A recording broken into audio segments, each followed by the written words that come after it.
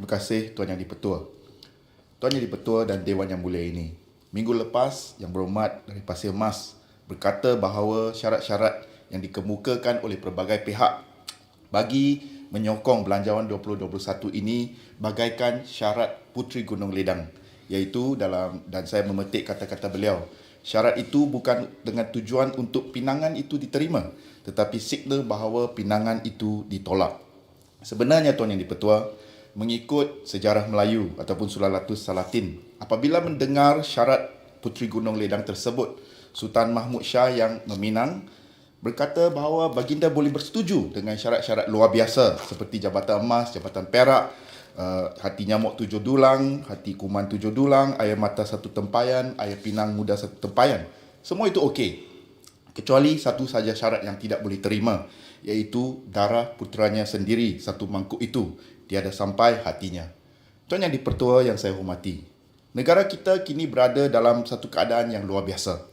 Dan keadaan yang luar biasa memerlukan langkah-langkah luar biasa untuk menananginya.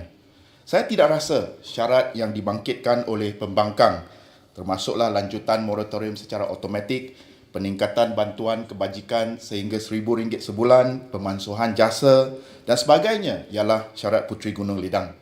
Namun, hakikatnya ialah dalam keadaan luar biasa ini, kerajaan harus bersetuju wa ima syarat Puteri Gunung Ledang sekalipun sekiranya betul-betul ikhlas hendak meluluskan satu belanjawan perpaduan demi kebajikan rakyat. Kecualilah kalau kerajaan tak sampai hati melihat bank berkorban RM6.4 bilion selepas untung RM32 bilion tahun lepas untuk lanjutkan moratorium. Tak sampai hati darah anak raja semangkuk itu.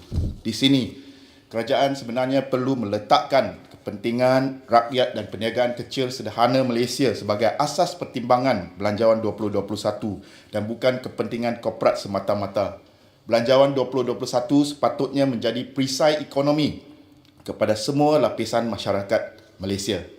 Tuan Yang di-Pertua, sebelum ini saya telah mengemukakan 10 cadangan kepada Kementerian Belia dan Sukan secara terbuka. Dan oleh kerana masa tak cukup, saya hanya akan mengetengahkan 5 cadangan utama di sini. Namun saya berharap KBS dan juga kementerian-kementerian yang berkaitan akan mempertimbangkan keseluruhan 10 cadangan saya itu setiap satu dengan serius. 5 cadangan utama saya ialah, nombor 1, melanjutkan moratorium pembayaran balik PTPTN selama 6 bulan selepas Disember 2020 dan menyelaraskan semula hak gaji minimum kepada RM4,000 sebulan sebelum pembayaran balik PTPTN bermula. Kedua, pelepasan cukai pendapatan bagi pembelian komputer dan alat bantuan pembelajaran atas talian sehingga 2 orang anak setiap keluarga atau isi rumah.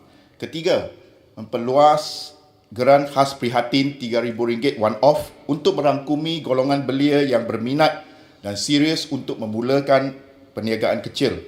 Yang keempat, geran khas one-off sehingga RM100,000 untuk persatuan-persatuan belia kebangsaan di bawah naungan Majlis Belia Malaysia bagi aktiviti belia berkaitan pengurusan COVID-19. Yang kelima, geran khas one-off sehingga RM100,000 kepada Persatuan Sukan Kebangsaan serta peruntukan RM3 juta kepada Yayasan Kebajikan Atlet Kebangsaan YAKIB bagi memperluas jaringan keselamatan dan kebajikan bekas atlet negara. Tuan Yang di-Pertua, saya ingin mengucapkan tahniah dan terima kasih kepada rakan saya yang berhormat Menteri Belia dan Sukan, orang Pulau Pinang juga, yang atas usaha beliau untuk mendapatkan peruntukan RM20 juta di bawah tekun sebagai dana pinjaman mudah untuk industri sukan. Saya berharap agar butiran dana tersebut boleh diumumkan secepat mungkin kerana industri sukan sudah tenat dan amat memerlukan bantuan segera. Saya juga berharap bahawa jumlah peruntukan dana tersebut boleh dinaikkan, ditambah kepada sekurang-kurangnya RM100 juta. Kerajaan perlu menyelamatkan sektor belia dan sukan. Saya perhatikan bahawa dalam anggaran perbelanjaan persekutuan, peruntukan untuk KBS telah dipotong hampir 20%. Ini bukan masanya untuk pemotongan perbelanjaan bagi sektor belia dan sukan. Jangan kita salah faham bahawa peruntukan kepada sektor belia hanya sekadar untuk buat event. Hakikatnya, banyak persatuan belia yang melaksanakan program sukarelawan masyarakat, contohnya kaunseling, tuition percuma, program kesihatan, khidmat masyarakat di kawasan kampung dan desa dan sebagainya. Semasa krisis, termasuklah bencana dan termasuklah sepanjang musim COVID-19 dan PKP ini, banyak persatuan-persatuan belia setempat telah memainkan peranan yang penting membantu masyarakat di kawasan masing-masing. Semua ini bukan sahaja membantu kerajaan meringankan beban masyarakat, malah mengasah aktivisme belia. Saya berpendapat bahawa dalam 8 bulan ini, sektor belia dan sukan telah dianaktirikan. Kerajaan nampaknya cenderung mengambil jalan mudah tanpa memberikan penyelesaian yang berkesan. Contohnya, Piala Malaysia yang telah ditunda-tundakan dan kemudiannya dibatalkan, walaupun Menteri Belia dan Sukan sendiri telah membuat rayuan kepada Majlis Keselamatan Negara. Gara-gara harimau kumbang semakin kencang, Piala Malaysia pula dibatalkan. Haria Penang Haria. Sebenarnya, Piala Malaysia hanya tinggal beberapa perlawanan sahaja. Kerajaan boleh saja menetapkan perlawanan-perlawanan ini diadakan di negeri-negeri hijau, di Kelantan, Pahang, Perlis, dianjurkan tanpa penonton, dan para pemainnya boleh diasingkan dalam gelembung sukan ataupun sports bubble dengan izin sepanjang musim selain pelaksanaan SOP-SOP yang lain. Strategi sebegini sebenarnya telah dilaksanakan dengan jayanya di luar negara. Malah atlet-atlet kita, atlet negara kita di Bukit Jalil, mereka juga berlatih dalam sports bubble selama tempoh wabak ini. Ya, memang mudah dan senang kalau kerajaan tutup dan batalkan semua benda. Tapi kita tak boleh ambil jalan mudah. Rakyat perlukan kepimpinan dan penyelesaian yang lebih strategik, bukan kerajaan yang mengambil jalan mudah. Tuan Yang di-Pertua, seterusnya saya mendapati bahawa di sekurang-kurangnya 9 kementerian, emolumen untuk penjawat awam dan kaki tangan kontrak telah dipotong. Manakala di kementerian-kementerian yang lain, emolumen penjawat awam untuk agensi-agensi penting juga dipotong. Malah Jabatan Perkhidmatan Awam JPA sendiri terkesan.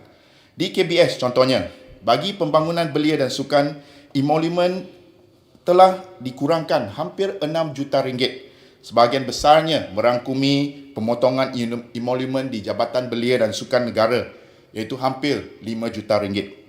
Adakah ini bermaksud bilangan penjawat awam di JBSN, Jabatan Belia dan Sukan Negara, akan disusutkan dan kebajikan mereka turut akan dikurangkan? Kerajaan tidak sepatutnya mengambil kesempatan krisis ini untuk memecat penjawat awam kita walaupun pekerja kontrak sekalipun, dan tidak boleh membekukan sebarang kebajikan pekerja kepada mereka.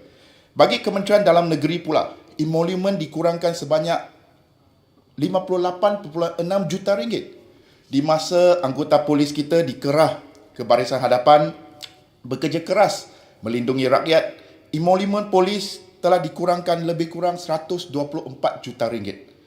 Dalam kementerian yang sama, emolumen untuk aktiviti pembanterasan dadah di bawah agensi anti dadah kebangsaan dipotong sebanyak lebih 13 juta ringgit. Apakah justifikasi untuk pemotongan emolumen penjawat awam termasuk pekerja barisan hadapan sebegini rupa? Saya khawatir, Tuan Yang di-Pertua, bahawa pemotongan emolumen penjawat awam ini merupakan petanda bahawa bilangan penjawat awam bakal dikurangkan, dan bagi mereka yang mampu mengekalkan kerja mereka, mereka akan dinafikan pelbagai tuntutan dan kebajikan sebagai penjawat awam. Dalam pasaran kerja yang lembap, saya menyaran agar kerajaan tidak memecat penjawat awam atau mengurangkan hak mereka. Malah saya mencadangkan agar kerajaan persekutuan mengikut langkah Kerajaan Negeri Pulau Pinang, contohnya, di mana walaupun dengan sumber yang amat terhad, kerajaan negeri telah mewujudkan 1,000 jawatan digital coaches ataupun jurulatih digital yang turun ke komuniti untuk menggalak, mempromosi dan membimbing masyarakat setempat beralih ke arah pendigitalan. Banyak urusan norma baru memerlukan kaki tangan tambahan. Contohnya, memastikan penjarakan sosial dan pematuhan SOP di tempat-tempat awam dan sebagainya. Kerajaan boleh mengambil kesempatan ini untuk bekerjasama dengan kerajaan negeri bagi membantu mewujudkan peluang pekerjaan sementara ataupun tetap membantu mereka yang kehilangan kerja. Justru itu saya cadangkan agar kerajaan memperuntukkan 100 juta ringgit kepada setiap kerajaan negeri sebagai dana khas pengurusan COVID. Ini bagi membolehkan setiap negeri menandangi masalah unik berkaitan COVID-19 di kawasan masing-masing dengan lebih berkesan. Saya nampak kerajaan akan melaksanakan program MyStep. Idea yang bagus, tetapi apakah roadmap kerajaan ke arah pelaksanaannya? Berapa lama perlu ditunggu sebelum 50,000 pekerjaan dalam sektor awam dan GLC berjaya diwujudkan, dan apakah gaji yang bakal ditawarkan? Jika dilihat daripada peruntukan 700 juta tersebut, secara puratanya 50,000 pekerjaan itu hanya akan membayar gaji lebih kurang RM1,160 sebulan untuk setahun. Dengan pengangguran mencecah 1 juta orang dan kemungkinan penjawat awam, terutamanya kaki tangan kontrak yang bakal diberhentikan, penyelapan 50,000 orang ke dalam sektor awam dan GLC tidak akan mampu mendatangkan impak yang besar jika ia berjaya dilaksanakan sekalipun. Jangan macam Puteri Gunung Ledang. Orangnya cantik dipandang tapi malangnya pantang dipinang. Jangan buat pengumuman serba indah tetapi tidak mendapatkan faedah kepada rakyat. Dalam cerita Puteri Gunung Ledang dalam sejarah Melayu, ini dikatakan kerja sia-sia mengejar bayang-bayang. Kuning ledang bagai dikarang, riang-riang disambar wakap. Hairan memandang dunia sekarang, bayang-bayang hendak ditangkap. Masalahnya, cadangan oleh pembangkang bukan syarat Puteri Gunung Ledang. Kita mahukan yang terbaik untuk rakyat dan negara tercinta. Masalahnya ialah belanjawan yang dibentangkan itu belanjawan Puteri Gunung Ledang. Jangan pula kecam dan ugut pembangkang untuk luluskan satu belanjawan dengan jasa 2.0 dengan pelbagai peruntukan untuk kerja-kerja propaganda politik, sama ada jasa tadi ataupun penggerak komuniti tempatan. Projek khas berbilion ringgit. Kerajaan kini seakan-akan overconfident dengan izin dan tidak mengendahkan titah nasihat Seri Paduka Baginda Yang di-Pertuan Agong untuk jangan bermain politik dan berusaha meluluskan belanjawan perpaduan demi rakyat Malaysia. Ingat amaran Puteri Gunung Ledang dalam sejarah Melayu. Dang nila memangku puan, berembang buah pedada. Adakah gila bagimu tuan, burung terbang dipipiskan lada. Burung masih belum tertangkap, tapi dapur sudah menumbuk ramuan. Belanjawan belum diluluskan, kerajaan sudah berangan-angan memakai belanja untuk kepentingan politik sempit. Kerajaan harus ikhlas dalam usaha menyatu padukan ahli-ahli Dewan Yang Mulia ini untuk meluluskan satu belanjawan perpaduan yang mampu menjadi perisai ekonomi kepada rakyat Malaysia. Bukan potong emolumen pejabat awam, bukan potong emolumen polis, barisan hadapan, bukan abaikan sektor belia dan sukan, bukan bentang belanjawan jasa 2.0 dan jauh sekali satu belanjawan Puteri Gunung Ledang yang indah khabar dari rupa.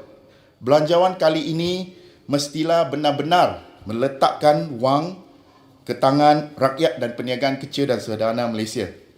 Biar kita seluruh Dewan Yang Mulia ini, tak kira daripada parti mana, kita ketepikan politik. Kita ambil panduan dan juga titah nasihat Seri Paduka Baginda Yang di-Pertuan Agong. Ini juga merupakan aspirasi rakyat di luar sana.